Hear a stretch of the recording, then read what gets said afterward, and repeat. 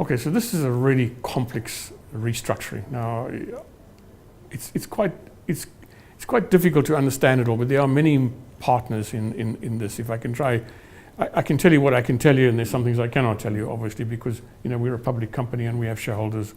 You have minority shareholders and so on. So we have the government, who is a major shareholder and a stakeholder and an important stakeholder. We have KLM, a shareholder, stakeholder. We have the lessors, who, well, I don't know if that's the right word, the operating lessors, which is the people we bought the 787s from, funded and supported by EXIM Bank. That's a big chunk of our debt, there's 500 million there. We have the banks, the local banks, who are one of who are part of our debt, a significant chunk.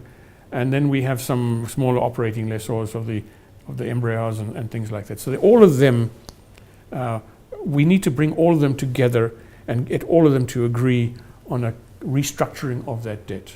Okay, so it's EXIM Bank, the lessors and everything like that. So we're on a path with that. Every partner in that, and I think there's 7 or 8 of them. So there's quite a number of people. There's a number of people. Now we've hired this company called PJT, yes, which are capital restructuring experts. They've done this many times for many other businesses. So there are 7 or 8 pillars which we are now negotiating with, which, I would say that with we are probably 85% now of all of those people now have made some kind of concession or relaxation or whatever, okay? And there's just a few holdouts that we still need to deal with. It's all coming together, okay? Now, it's coming together because, at some point we have to now make a statement, because there is there's a conversion of debt into equity. There's new money coming in from the partners, from the shareholders, and all of this is coming together. We're not there yet, because we're a public company, and we not make sure that we got everything correct and everything lined up and everybody signed up. In fact, it's so complicated that I think there's like 70 different documentation that is being prepared. I mean, the legal fees are astronomical. But, I think there's a little bit of a clue here, is that, I've asked Mbubi to stay on for another 2 months. Yes.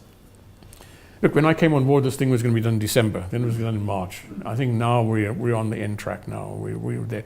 And in fact, we must be, because we continue much longer thinking, is it not going to happen? But I think we're 85% of the way there. A couple of things that we need to close, particularly with the stakeholder, with both KLM and the government. And, I have some meetings with the government this week.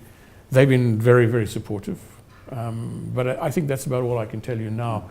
But I think in the end, what will happen is that we will have a restructuring of our not of the main debt will remain, of course, because we still have to pay for our aircraft. We're still making some sales, and some of the 777s that are with Turkish, we might try to sell some of those still, but they are actually earning us money.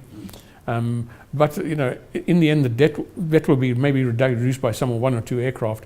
But it's just that the term of that debt will be extended and give us a bit more breathing room now, in order to make the necessary investments to improve the operations of the airline in order to pay back this debt.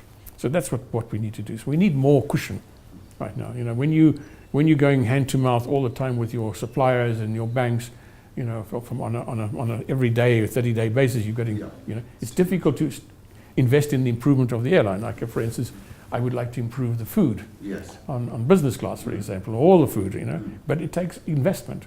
Now, I don't have the cash to do that at the moment, So once we do this, we will have the cash to improve, and then we'll have more passengers, more profit, pay back the debt.